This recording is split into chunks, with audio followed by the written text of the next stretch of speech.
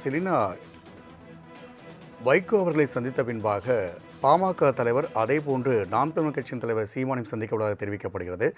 தேமுதிக பொதுச் செயலரையும் சந்திப்பதற்கான வாய்ப்புகள் உள்ளதா? இது குறித்த நேரம் கேட்கப்பட்டுள்ளதா? ஏற்கனவே இந்த கூட்டணி தாவேகாவுடனான கூட்டணி அமைந்த பிறகாக திருமாவளவனை சந்திப்பதற்கான நேரம் என்பது கேட்கப்பட்டிருந்தது. ஆனால் திருமாவளவனை பொறுத்தவரையிலும் அப்போது ஆளுநரை சந்திப்பது, அதே போல முதலமைச்சர் பதவியேற்பதற்கான விழா ஏற்பாடுகள் இருந்தது. அதனால் பதவியேற்ற பிறகாக சந்திப்பதற்கான நேரம் கொடுப்பதாக திருமாவளவன் தெரிவித்திருந்தார். அதனால் இன்று அந்த திருமாவளவன் சந்திப்பு என்பது நடைபெறாது என்று எதிர்பார்க்கப்படுகிறது.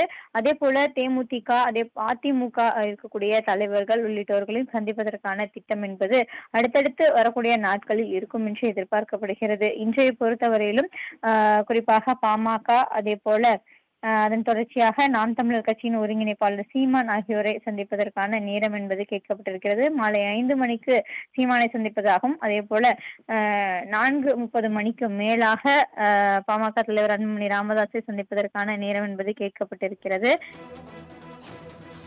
செலினா, தகவலுக்கு நன்றி.